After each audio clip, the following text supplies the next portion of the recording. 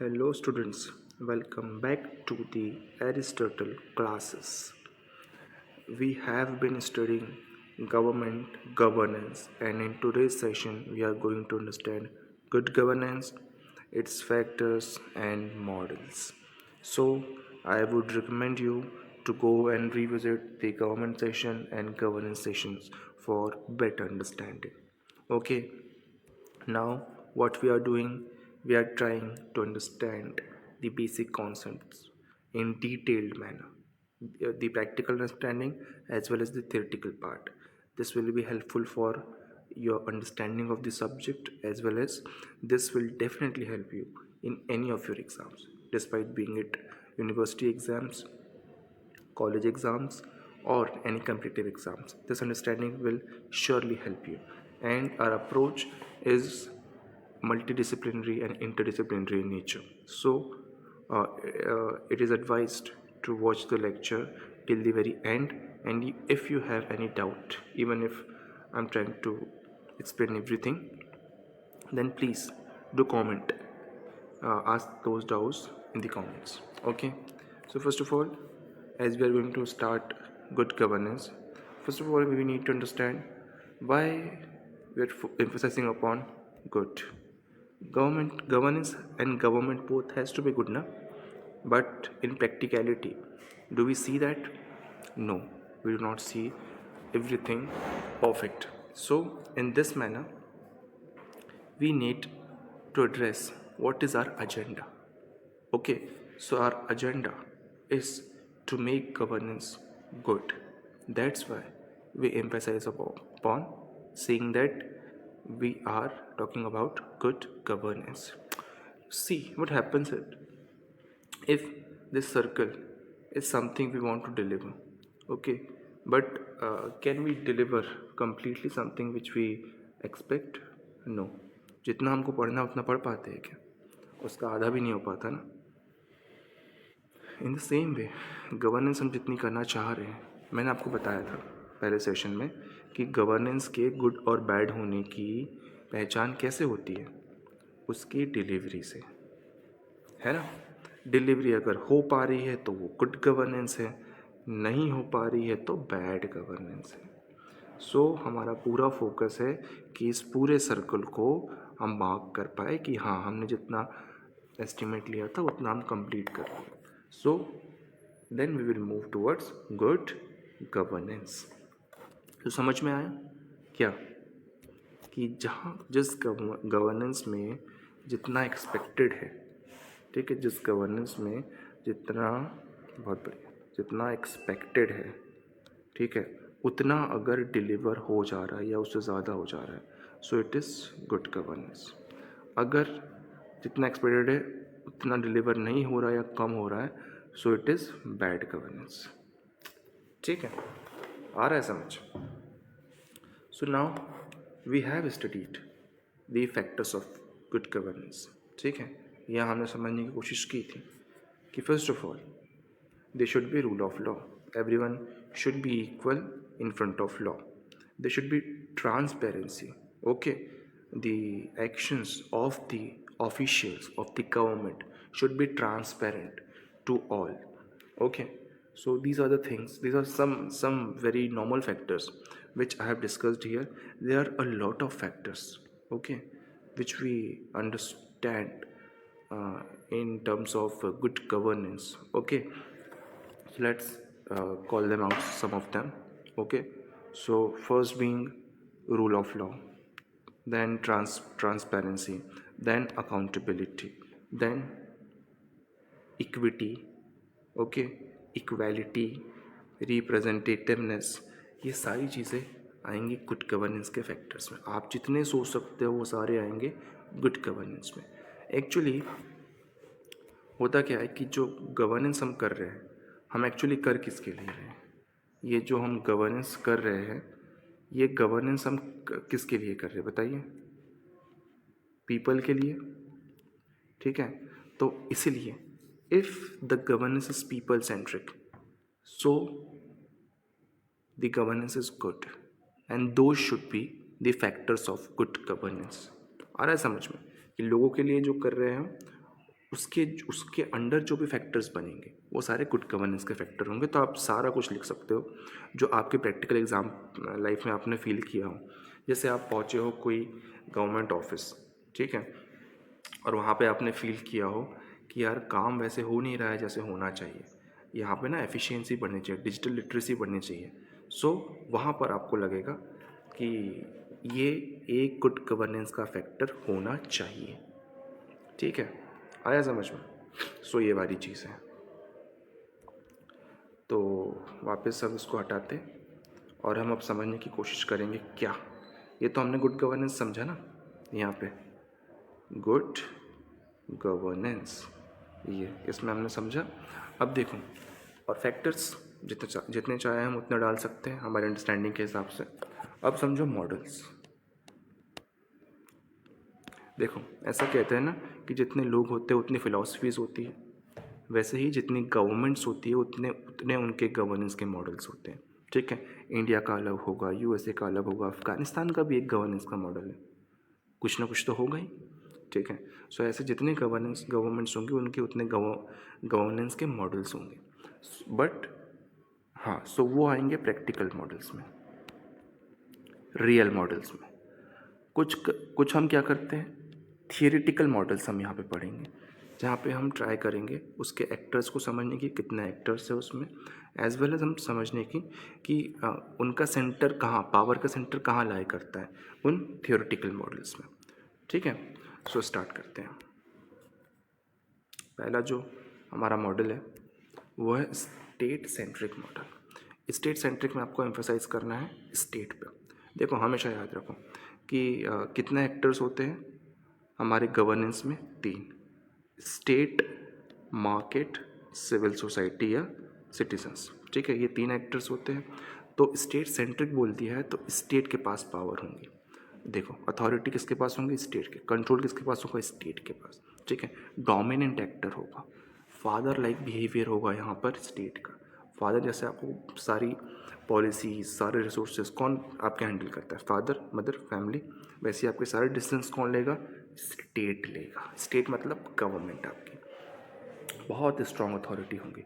Hierarchical होगा क्योंकि हमारा डिसीजन बाय डिफ़ॉल्ट, हमारा जो सिस्टम स्ट्रक्चर बनता है वो ऑलरेडी कैसा बनता है, हायरार्किकल रहता है। ब्यूरोक्रेसी ड्रिवन होगा। अगर आपको स्टेट की बात करनी है तो स्टेट में 2 तरह के कौन होते हैं, एग्जीक्यूटिव होते हैं। एक होते हैं पॉलिटिकल एग्जीक्यूटिव जो टेम्पररी नेचर होते हैं, दूसरे होते हैं एडमिनिस्ट्रेटिव एग्जीक्यूटिव, जिसको हम ब्यूरोक्रेसी बोलते हैं, परमानेंट इन नेचर है। तो आपको ये बनाना ही पड़ेगा क्योंकि पॉलिटिकल रिप्रेजेंटेटिव्स टेम्पररी होते हैं, वो आएंगे और चले जाएंगे। ब्यूरोक्रेटिक जो रिप्रेजेंटेटिव होते हैं वो हमेशा रहते हैं। ठीक है, स्टेट सेंट्रिक है तो प्राइवेट सेक्टर का, सिविल सोसाइटी का जो रोल रहेगा क्या क्या हो जाएगा, रेगुलेटेड और मिनिमल हो जाएगा। देखो यहाँ पर 3 एक्टर होते हैं ना, मैंने बताया, तो स्टेट का बढ़ेगा तो इनका कम हो जाएगा। ठीक है, एम्फेसाइज कहाँ करेंगे ये, लॉ, ऑर्डर, सॉवरेंटी। ठीक है, सो एक तरीके से अथॉरिटेटिव होगा। कहाँ ज़रूरी है ये, हम किसी भी मॉडल को अच्छा या बुरा नहीं बोलेंगे, हर मॉडल की अपनी एक सिग्निफिकेंस है कि वो कहाँ फिट बैठता है। तो उसकी स्ट्रेंथ्स और उसकी लिमिटेशंस के हिसाब से उसको हम जज कर सकते हैं। ठीक है, तो यहाँ पर इस मॉडल की स्ट्रेंथ्स क्या हमें पता चल रही है, यूनिफॉर्मिटी लाता है। जब स्ट्रेट अपने आयरन फिस्ट से रूल करेगा ना, सो पूरा जो कंट्री है, पूरा जो उसका लैंड है, टेरिटरी है, वो एक तरीके से काम करेंगे। ठीक है, इमेजिन करो इंदिरा गांधी के टाइम पे क्या होता था, एक जगह से जब आपके पास इंस्ट्रक्शंस आ रहे हैं ना, so you perform in uniformity. ठीक है, सो इंदिरा गांधी की बात की तो ऐसे ही उन्हीं कंडीशंस में ये ज़रूरी है, एमरजेंसी के टाइम पे, इंस्टेबिलिटी के टाइम पे, कब, जब नेशनल सिक्योरिटी का थ्रेट हो। ठीक है, नेचुरल डिज़ास्टर्स हुए हो, तब हमको अपने खुद की ऑटोनॉमीज छोड़ के, प्रॉफिट की चिंता छोड़ के हमको वापस कहाँ पे फोकस करना पड़ेगा, नेशन बिल्डिंग के फेस में। ठीक है, Japan being the top most example of it. यहाँ पे हमें स्टेट सेंट्रिक तो है ही वो, पर हमें सिविल सोसाइटी का बहुत अच्छा कोलैबोरेटिव एफर्ट देखने को मिलता है जब वहाँ पे नेचुरल डिजास्टर्स होते हैं। इस तरीके से आप एग्जाम्पल्स को भी सोचते हुए चलो साथ में, ठीक है। लेकिन सिर्फ ऐसा थोड़ी होगा, पॉलिटिक्स भी तो है, तो सिर्फ इनका इमरजेंसी के टाइम पे यूज़ थोड़ी होगा, ठीक है। इसकी कुछ कमियां भी है स्टेट सेंट्रिक की। एक तो ब्यूरोक्रेसी जहाँ होती है ना, वहाँ पे रेड टेपिज्म आ जाता है, लाल फीताशाही, प्रोसेस डिले होने लगती है, आपको एफिशिएंसी नहीं मिल पाती वहाँ पे, ठीक है। सेंट्रलाइजेशन इतना बढ़ जाता है कि हर छोटी मोटी चीज़ के लिए आपको सेंटर के पास जाना पड़ता है पूछने के लिए कि क्या करे नहीं करे, बता दो कैसे करें, ये चीज़ें होने लगती है।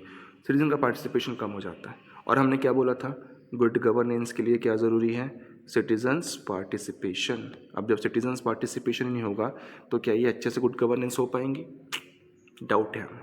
लेकिन एमरजेंसीज के टाइम पे हर स्टेट इसी को अप्लाई करेगा, तो ये याद रखना है आपको। बेस्ट एग्जांपल, ठीक है, ये सारे एग्जांपल्स सुन के इसमें हमने एक भूल गए जो इमरजेंसी को, इसको हमको टॉप मोस्ट ऐड करना चाहिए, एक वो है वॉर टाइम में जो भी सारी चीज़ें हैं वहाँ पर ये चीज़ें आई, ठीक है। आगे बढ़ते हैं। 3 एक्टर है ना, कौन कौन से, स्टेट, मार्केट, सिविल सोसाइटी। अब स्टेट की रेगुलेशन बढ़ी, मार्केट को लगा कि अब मैं अपनी बढ़ाऊंगा, तो मार्केट ने अपनी और ज़्यादा बढ़ा ली। क्यों? क्योंकि मार्केट को चाहिए प्रॉफिट। तो मार्केट कहता है कि भाई ये क्या करो, तुम स्टेट को फैसिलिटेटर और रेगुलेटर बना के रखो, ये तुम उसको अथॉरिटी नहीं दे सकते इतनी ज़्यादा। क्यों? क्योंकि ऐसे में अथॉरिटेटिव रूल हो जाएगा, प्रॉफिट तो हम कमा ही नहीं पाएंगे, ठीक है। तो स्टेट के कंट्रोल को रिड्यूस करने की बात करता है, प्राइवेटाइजेशन की बात करता है। मार्केट पूरा मार्केट पूरा एफिशिएंसी आएंगे, लेकिन इससे पता कंपटीशन बढ़ेगा। क्यों? क्योंकि स्टेट का काम है वेलफेयर का, उसको कंपटीशन नहीं करना, और वो एफिशिएंट भी नहीं होता है क्योंकि स्ट्रक्चर वैसा बना होता है। लेकिन जब कंपटीशन होगा तो कंपटीशन और efficiency goes side by side, ठीक है। तो एफिशिएंसी आती है थ्रू मार्केट, ओपन हो जाता है सब कुछ, ठीक है। इसके थियोरेटिकल 2 मॉडल्स हैं, ये हम बाद में देखेंगे, ठीक है। की फीचर्स क्या है इसके, प्राइवेटाइजेशन होना चाहिए, जैसे हम लोग अपने कर रहे हैं कि हम पीपीपी मॉडल पे बना रहे हैं, ठीक है। मोस्ट ऑफ द थिंग्स हम प्राइवेट कर रहे हैं, इंडिगो चला रही है हमारी एयरलाइंस, आउटसोर्सिंग कर रहे हैं हम, लोक सुविधा केंद्र का नाम आपने सुना होगा। कंपटीशन हो रहा है प्राइवेट सेक्टर में भी, परफॉर्मेंस मेजरमेंट हो रहा है, ऑडिट होता है प्रॉपर कि सही पैसों का यूज़ हो रहा है नहीं हो रहा है, रिसोर्सेज का सही यूज़ हो रहा है नहीं हो रहा है, ठीक है। बट यहाँ पर सिटीजन्स जो है ना वो कस्टमर बन के रह जाते हैं कि हम इंडियन रेलवे के लिए कस्टमर हैं, हम सिटीज़न नहीं हैं। हम इंडिगो के लिए कस्टमर है, सिटीजन्स नहीं है। सो यहाँ पर ये दिक्कत आ जाती है। यहाँ पर भी एक दिक्कत तो है ही, कौन सी दिक्कत है, सिविल सोसाइटी का पार्टिसिपेशन कम है ही, ठीक है। अब देखो हम बोल रहे थे कि गुड और बैड हम कैसे समझेंगे, उसके सिग्निफिकेंस से समझेंगे, एकदम किसी को गुड और बैड नहीं बोलेंगे। तो इसके गुड्स क्या है, कॉस्ट एफिशिएंसी है, ठीक है। इनोवेशन होगा, जब कंपटीशन होगा ना तो अपने आप एफिशिएंसी आएंगी, हमेशा ध्यान रखो, ठीक है। डिलीवरी सर्विस बहुत फास्ट है, ठीक है, एकदम वंदे भारत कैसे तेज़ चलती है, काइंड ऑफ प्राइवेट ट्रीटमेंट मिलता है उसको, इसलिए, ठीक है। फिजिकल बर्डन कम होता है क्योंकि एफिशिएंसी बढ़ेंगी, ठीक है, तो उस प्रॉफिट बढ़ेगा, सीधी सी बात है। बट इनइक्वालिटी बढ़ेंगी इसमें, सबको इक्वल, वंदे भारत में हम लोग सब तो बैठ नहीं सकते ना, प्रॉफिट ओवर पब्लिक इंटरेस्ट, तो थोड़ा सा ये कैपिटलिस्टिक मॉडल यहाँ पे है। इंक्लूजन ऑफ पुअर नहीं होता इसमें, ठीक है। अकाउंटेबिलिटी थोड़ी कम हो जाती है। कौन बोलेंगे, इंडिगो के साथ जो हुआ था अभी, फ्लाइट्स डिले कैंसिल, वो सारा एपिसोड हमने देखा ही है। सो फिर कब लगता है हमको इसकी ज़रूरत, जब हमको पब्लिक डिलीवरी एफिशिएंटली परफॉर्म करनी हो, जैसे कि हेल्थ सेक्टर में, है ना, हमें बहुत फास्ट चाहिए होती है, एफिशिएंसी चाहिए होती है। एजुकेशन में हम काइंड ऑफ इसको ट्राई कर सकते हैं, बट इससे भी बेहतर हमारे पास एक मॉडल है। हाँ, जैसे कि ये यहाँ पर ये बन रहा है, दिल्ली एयरपोर्ट बना, ठीक है, मेट्रोज बनती हैं, पीपीपी मॉडल पे मेट्रो बनती है, ठीक है, हाईवेज बनते हैं, build operate and transfer model पे। तो ये सारी चीज़ें हैं। हम पीएसयूज़ का डिसइन्वेस्टमेंट कर रहे हैं, एलआईसी से हम अपने स्टेक्स कम कर रही है गवर्नमेंट। क्योंकि मार्केट को हमको एफिशिएंटली, जो एफिशिएंसी के साथ मार्केट वर्क करता है ना, उसको हमको लेके आना है, कहाँ पे, अपनी गवर्नेंस में। सो ये एक चीज़ है, बट इसमें भी सिविल सोसाइटी का पार्टिसिपेशन तो कम ही है ना यार। तो इसके लिए हम यूज़ करेंगे अब कौन सा मॉडल, नेटवर्क मॉडल। यहाँ पे नेटवर्क मॉडल में स्टेट, एक काम करो, सिविल सोसाइटी, स्टेट और मार्केट तीनों कोलैबोरेटर में काम करेंगे। स्टेट क्या होगा, कोऑर्डिनेटर होगा, मार्केट क्या होगा, पार्टनर होगा, और सोसाइटी क्या होगी, इक्वल शेयर होल्डर होगी। कैन यू बिलीव कि अब आप सिर्फ एक कंज्यूमर नहीं हो, आप सिर्फ सिटीज़न नहीं हो, आप इक्वल शेयर होल्डर। जब ऐसा होगा ना तो सिविल सोसाइटी या सिटीजन्स के पास एक पावर भी आएंगी और उनके पास ड्यूटीज़ भी आएंगी। रिस्पॉन्सिबिलिटी का मतलब पावर और ड्यूटीज़ दोनों होती हैं, ठीक है। तो एक कोलैबोरेटिव प्रोसेस है किन किन के बीच, स्टेट, मार्केट और सिविल सोसाइटी के बीच में, ठीक है। इसमें ये सारी चीज़ें होती है, बट मेन है पार्टिसिपेशन, नेगोशिएट, कंसेंसस बिल्ड होगा। जब सारे लोग स्टेक होल्डर्स शामिल होंगे तब यहाँ पर पार्टिसिपेशन शामिल होगा, ठीक है। अब वही कि इसको हम कहाँ लगा सकते हैं, तो इसकी स्ट्रेंथ देखेंगे हम पहले। इंक्लूसिव है, पार्टिसिपेशन है, और हम यही बात कर रहे थे ना कि पार्टिसिपेशन से ही आती है गुड गवर्नेंस। सो ये सबसे अच्छा मॉडल है गुड गवर्नेंस का, फ्लेक्सिबल है, ट्रस्ट बिल्ड होता है। लोग जब खुद पार्टिसिपेट करते हैं ना तो पार्टिसिपेशन से ट्रस्ट बिल्ड होता है, ठीक है। बट कुछ लिमिटेशंस भी होंगे उसके, क्या, थोड़ी सी यार इतने सारे स्टेक होल्डर रहेंगे ना तो डिसीजन मेकिंग प्रोसेस थोड़ी स्लो हो जाएंगी। They would be coordination challenges कि कुछ और बोलेगा, स्टेट कुछ और बोलेगा, मार्केट कुछ और बोलेगा, सिविल सोसाइटी कुछ और बोलेंगी, ठीक है। तो बहुत सारे एग्जांपल्स होंगे। अकाउंटेबिलिटी में एम्बिग्यूटी, कि अकाउंटेबल कौन है, जब रिस्पॉन्सिबल सब है, राइट सबके पास है, ड्यूटी सबके पास है, अकाउंटेबल किसको ठहराया जाए, ठीक है। तो इसलिए हम क्या करेंगे, कॉम्प्लेक्स जो सोशल प्रॉब्लम है उनको सॉल्यूशन के लिए इसको लगाएंगे। जैसे कि हमारा सिक्योरिटी इशूज़ है, सिक्योरिटी इशू सबके लिए थ्रेट है, तो यहाँ पे हम स्टेट, मार्केट और सिविल सोसाइटी तीनों मिलकर काम कर सकते हैं, डेवलपमेंट में कर सकते हैं, पॉलिसी इनोवेशन सबसे इम्पॉर्टेंट। यहाँ पे जब सबके लिए पॉलिसी बन रही है तो सबका शामिल होना ज़रूरी है। तो ये एक चीज़ है। एग्जाम्पल बीइंग स्वच्छ भारत, सबके लिए सबसे अच्छा एग्जाम्पल है पार्टिसिपेशन का, ठीक है। और ग्लोबल लेवल पे जो यूएन का बनना है, ये एक ग्लोबल लेवल पे एग्जाम्पल है कि हमने एक ग्लोबल गवर्नेंस बनाई है जो वर्ल्ड पीस के लिए काम करे, वर्ल्ड में स्टेबिलिटी के लिए काम करे। उसके बाद आते हैं दो और मॉडल्स, ठीक है, न्यू पब्लिक मैनेजमेंट मॉडल और न्यू पब्लिक सर्विस मॉडल। इसको आप पढ़ लो, ये इतना कुछ इंपॉर्टेंट है नहीं, ठीक है। ऑल्दो इनके बेसिस पे गवर्नेंस फॉर्म होती है अभी, ठीक है, बट इतना इम्पोर्टेंट ये मुझे लगता नहीं, ठीक है। हम आते हैं अब आगे, ये पॉज करके पढ़ना हो तो पढ़ लो, मुझे पता है नहीं पढ़ोगे, बट इतना समझो कि यहाँ पे क्या है, पब्लिक मैनेजमेंट है, यहाँ पे पब्लिक सर्विस है। इनका फोकस क्या रहेगा, प्राइवेटाइजेशन पे रहेगा, आउटसोर्सिंग पे रहेगा और प्रॉफिट पे रहेगा, ठीक है। इनका पब्लिक इंटरेस्ट पे रहेगा, ठीक है। तो ये कैपिटलिस्टिक मॉडल है थोड़ा सा, ये सोशलिस्टिक मॉडल है थोड़ा सा। हमें इसकी तरफ जाना है, इससे इनिशियली तो हम यही लगाएंगे, लेकिन हमको ये लगाने के बाद इसकी तरफ जाना चाहिए, ठीक है। आगे बढ़ते हैं। तो जो यूएन है ना, यूएन, यूनाइटेड नेशंस, उसने उसका एक initiative, United Nations Development Programme, तो उसने अपने गुड गवर्नेंस के 8 कोर प्रिंसिपल्स दी है कि अगर यहाँ पर ये चीज़ें हो रही है तो वहाँ पे गुड गवर्नेंस हो रही है। तो चलो इंडिया को जज करते हैं कि इंडिया 8 में से कितनी चीज़ों पे खरा उतर पाता है। पार्टिसिपेशन है इंडिया में, बिल्कुल है, क्योंकि इलेक्शन हो रहे हैं, पार्टिसिपेशन हो रहा है, ठीक है। रूल ऑफ लॉ है, ठीक है। ट्रांसपेरेंसी है, लगता है आपको ट्रांसपेरेंसी, मुझे तो नहीं लगता। रिस्पॉन्सिवनेस काइंड ऑफ है। कंसेंसस ओरिएंटेशन है, क्या सब लोग साथ में मिलकर डिसीजन लेते हैं या कुछ ही ग्रुप के डिसीजंस लिए जा रहे हैं, मुझे तो लगता है कि नहीं है, कुछ ही ग्रुप अपना डिसीजन इम्पोज करते हैं। इक्विटी इंक्लूसिवनेस है, मुझे लगता है कि हाँ है, बढ़ रही है। इफेक्टिवनेस एंड एफिशिएंसी, हाँ पहले से ज़्यादा है, बढ़ रही है, कंपैरेटिवली देखें तो है। अकाउंटेबिलिटी भी है लोगों में। तो 8 में से कितने पॉइंट मिलेंगे इंडिया को, क्या लगता है, 1 2 हटा दिए जाए तो 6, और इसमें हम और हार्श हो सकते हैं, बट इंडिया फ़िलहाल हम अगर बहुत लिबरल हुए तो 6 आउट ऑफ 8 तो चल रहा है, मतलब इंडिया में गुड गवर्नेंस ठीक ठाक चल रही है, ठीक है। और हमको बेटर करने की ज़रूरत है। वर्ल्ड बैंक भी पीछे क्यों रहा है, वर्ल्ड बैंक ने अपना मॉडल दिया कि भाई ये अगर फैक्टर्स है तो वहाँ पे गुड गवर्नेंस है, तो देखते हैं कि इसमें से कौन कितने में इंडिया खरा उतर पाता है out of 6। Rule of law है, ठीक है, गवर्नेंस इफेक्टिवनेस है, लगता तो है, पॉलिटिकल स्टेबिलिटी है, अभी तो बहुत ज़्यादा है, कभी कभी नहीं रहती है। वॉइस एंड अकाउंटेबिलिटी ये थोड़ी कम है। रेगुलेटरी क्वालिटी ये भी थोड़ी कम है। कंट्रोल ऑन करप्शन बिल्कुल भी नहीं है। 3 आउट ऑफ 6 में खरा उतरता है India. So this is how you have to understand the models. ऐसे आपको ये इनके प्रिंसिपल्स देखना है, लगा के देखना है फिट बैटर नहीं बैटर है, और ट्राई करो कि अपना ओन मॉडल क्रिएट करो to solve Indian and local problem.